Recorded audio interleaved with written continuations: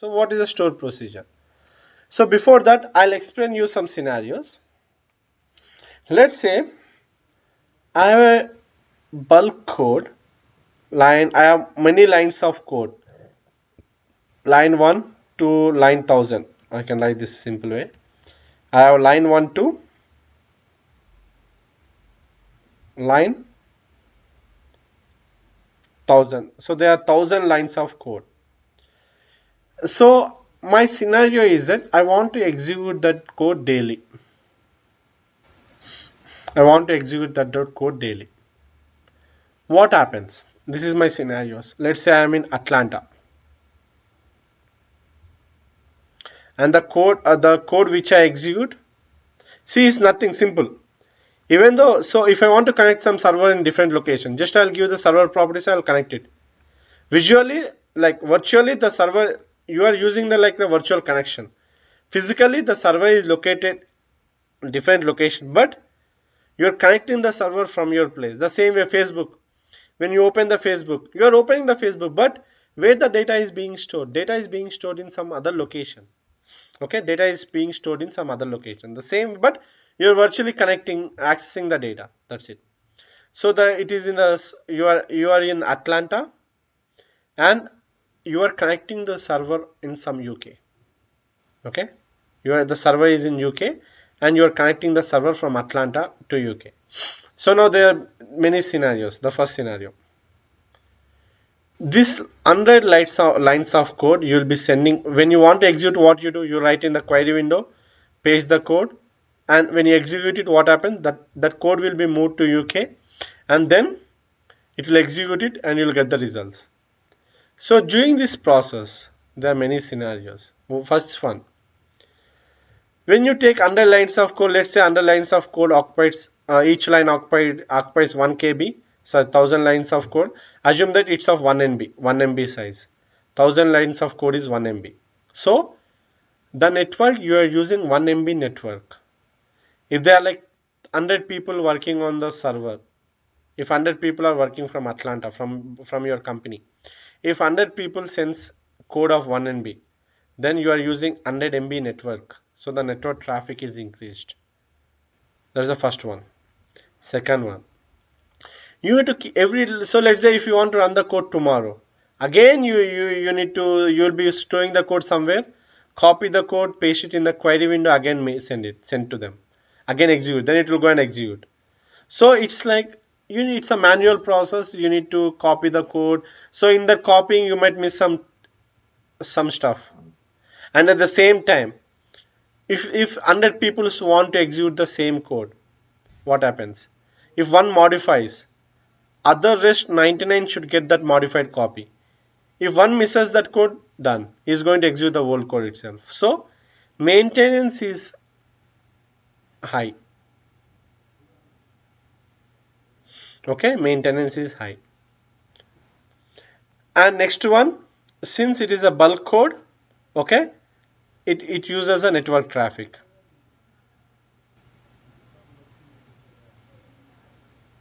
Okay, next one.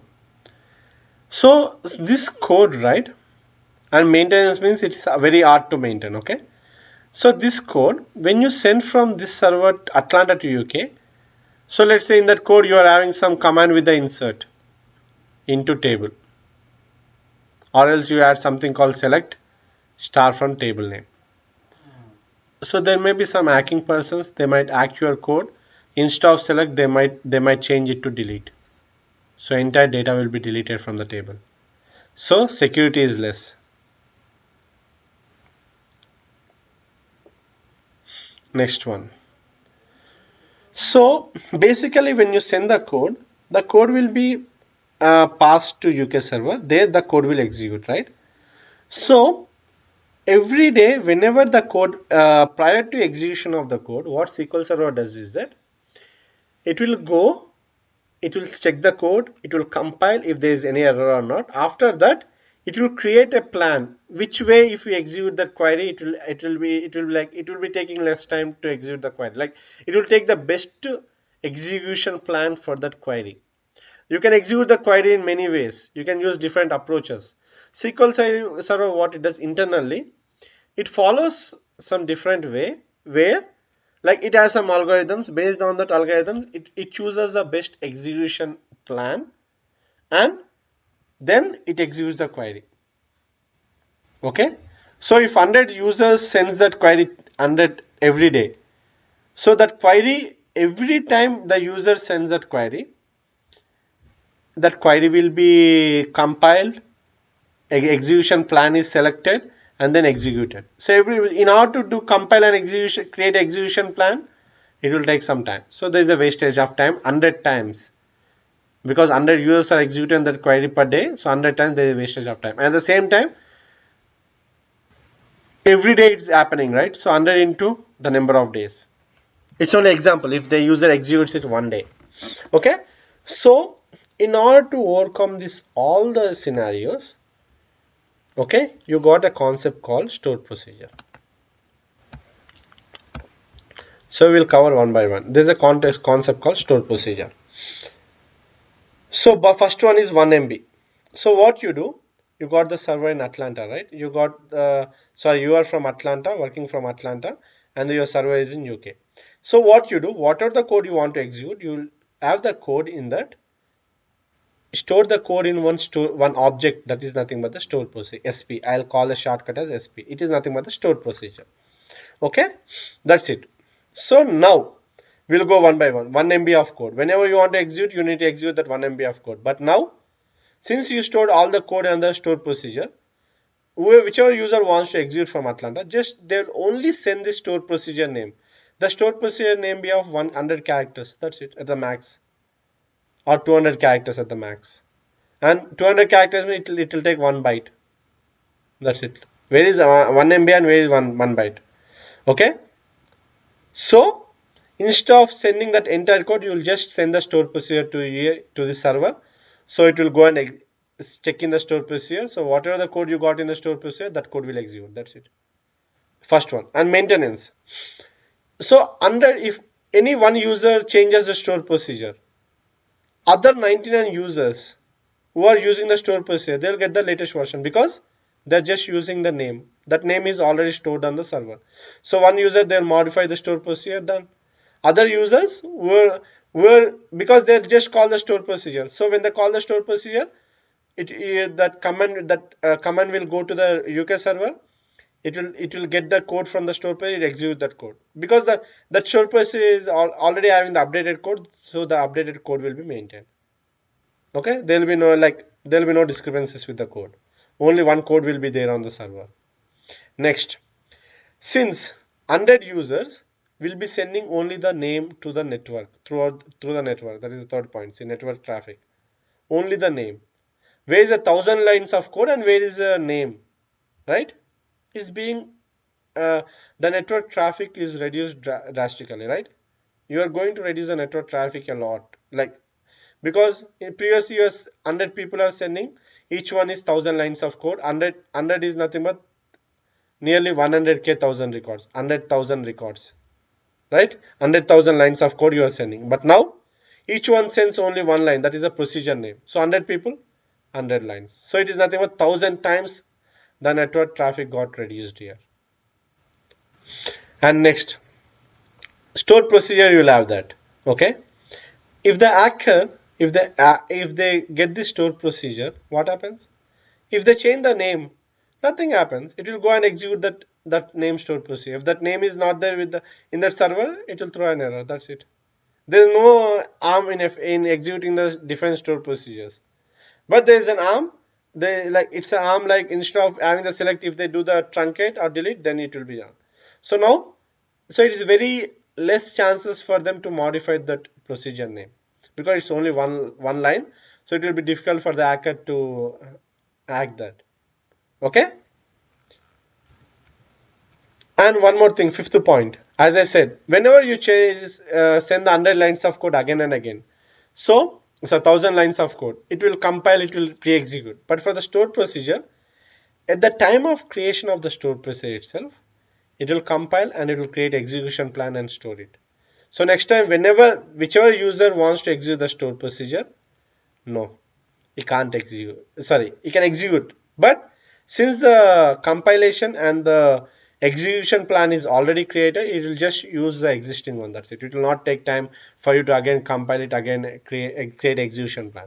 Whatever it has been created at the time of creating the stored procedure, that will be stored inside. It will have some properties. It will be stored in that property. And next time, whenever you execute the stored procedure, it will get that execution plan directly because it is already pre-stored. It will get that. It will use that execution plan. So here it reduces time. Every time you execute a stored procedure, there is no need. There is no need for you to like spend time for compilation and for this creating execution plan by the system itself. Now, just already since when you create the time of creation of the store procedure, the execution plan is created automatically. And whenever you use that execution plan will be used. Are you able to get my point on the store procedure concept?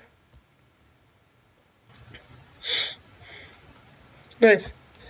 So now I'll explain all like basic store procedures. Okay. So my scenario is that I want this way. Okay. I got the table. Select. Just I'm writing only one query. You can write like anything. Okay. Select star from. I'll give total. Sorry, the table name is test test rn.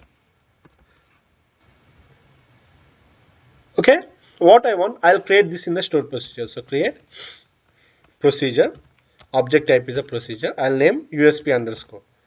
Always don't name the procedure with sp, because what happens is that they are system defined procedures. See, when I go to the always whatever procedure you create. See, one more thing I forgot to explain you. You create a views, right? Under SQL class, all the views will be stored here. If you create a trigger, I've created the trigger for the tables, right? Test trigger. So the trigger will be stored under the table. You have the triggers here.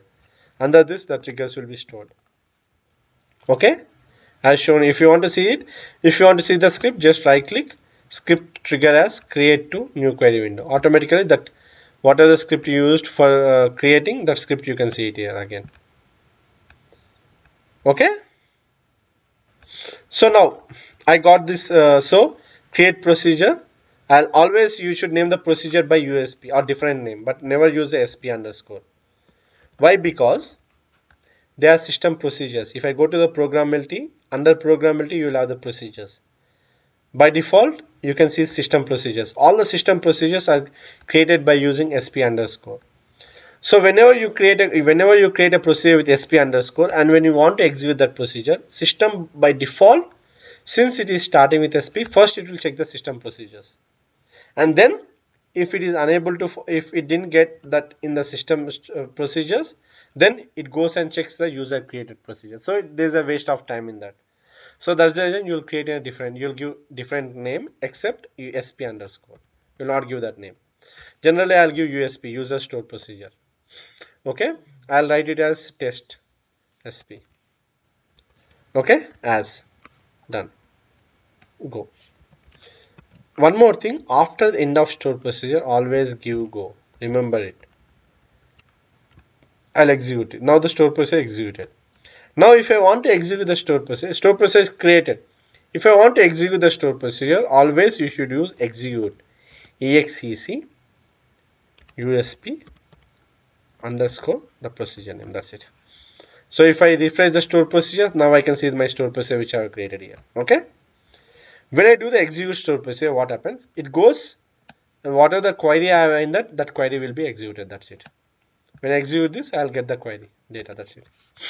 Okay. This is a simple. Now we'll see I can pass the parameters to the stored procedure. See, I'm getting data from the table, right? I want to get the data based on parameters. So let's say this is my scenario. Test underscore parameter, okay? Where id equal to 1. I want to have some data where id equal to 1. I want to have that. So this is a procedure I have created. Go. Next I'll give execute usp underscore test para. Now when I execute it, what happens? It will show the only for id 1. Some user wants to change the id 2. Then what I'll do? I need to change in the procedure Again, instead of create, I need to give the alter. Right? See. Then, now when I execute, I'll have the value 2 here. See. But what I want this value to be passed dynamically. Okay. So what I'll do, alter. And see, remember, I forgot to inform you in the previous queries which I mailed you in the team viewer. Remember, some queries has alter. So change the alter to create, because alter will work only on the existing one. Since they are not there, so you have to use the create instead of alter in that queries. Are you able to get my point? Okay. So now what I'll do, I'll pass some parameters. As I said, you can, if you want to store some value temporarily, I said in STI class, you can use the variables. So I'll create a variable as ID. It is of integer type. That's it. I'll create this, execute, done. So now, whenever now if I try to execute the procedure, it will throw an error. What error it will throw? Because the procedure will have the parameter, you have to pass the parameter. So I'll give 1. That's it. When I execute this, now I'll get the value for 1. See. Oh, sorry.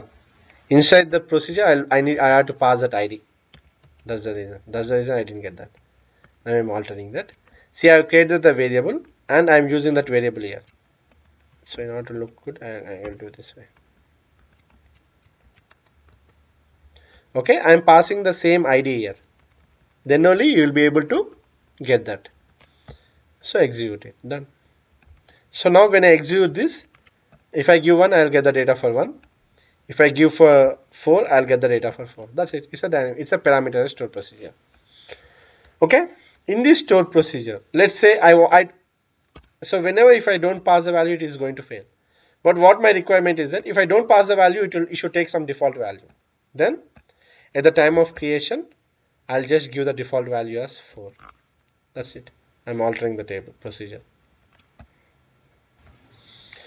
So now if I don't pass the value, it will give the value as 4. See. If I pass the value, it gives the value as 1. That's it. Okay. This is for the passing the parameters. You can pass the multiple parameters. Comma, year also you can pass at the rate of year as integer. You can give default as 2011.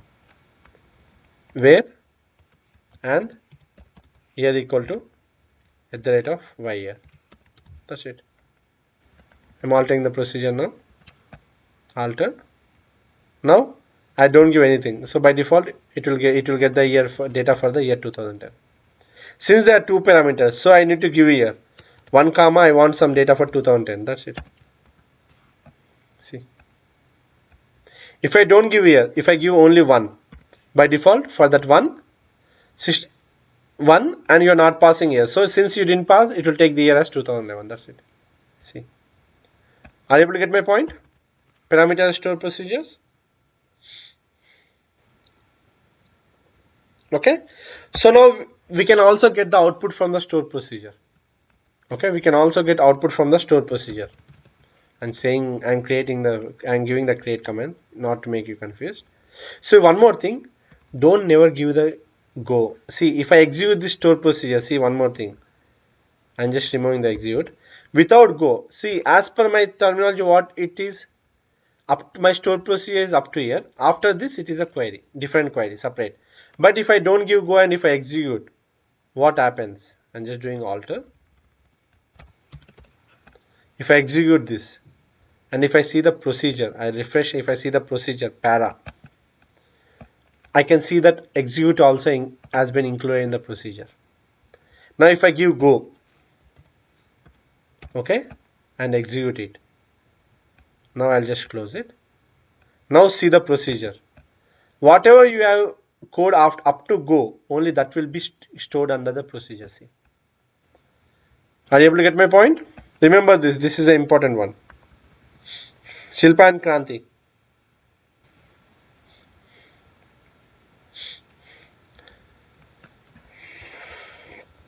So that's the reason always whenever you create a procedure or view, you will give the go. Okay.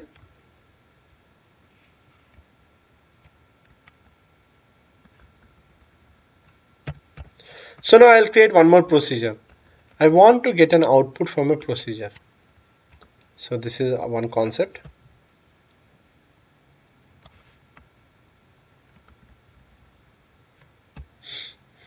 Okay, I want to get an output from a procedure. Like you can capture this year from procedure and you can use that output somewhere else.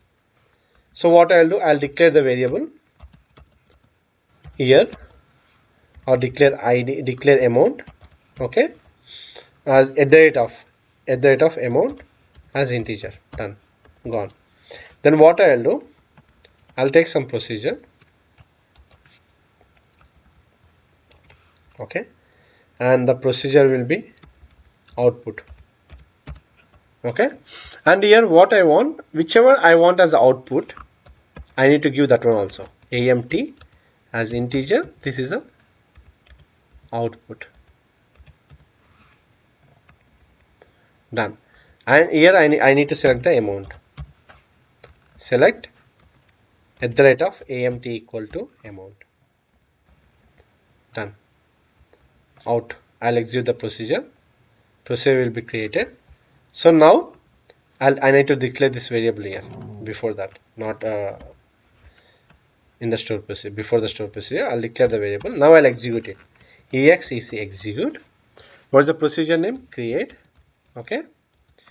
Sorry, it's a USP underscore test output. That's it. And what are the values I need to pass? I'll pass 1 comma 2011 comma at the rate of amount out. Okay, so what happens? That amount you will be getting and that amount will be stored in the variable. That's it. See, now I can print the amount. Print at the rate of amount. So for the one you add some amount, right? That amount will be printed here. See, like you are taking output from a variable. Say if I don't give this, see, if I don't give out, it will throw an error because it needs an output parameter. And always for the output, remember, for the output always you need to store that into the variable. Okay, if I give something like out, see,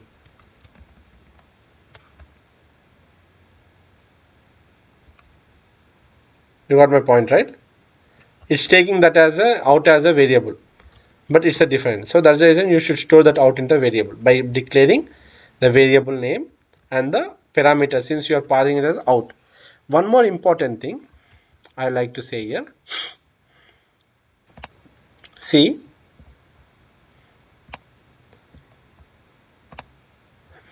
let's see above one. If I have here 2, always the first one I need to pass the ID, second one I need to pass the year. That's by default, right? I need to pass that. Since there is no, you will not be getting any data. By default, I need to pass that. If I want to pass like, I want to pass 2010 first and 1 as second, then you need to pass manually. Year equal to 2010, comma, at the rate of ID equal to 1. This is the way how you need to pass. If you want to pass with the different values, like if you want to interchange the input, instead of first you want to give it, you need to specify them manually. Are you able to get my point? Okay, so I'm copying the code and mailing to you. This is about the procedures. That's it.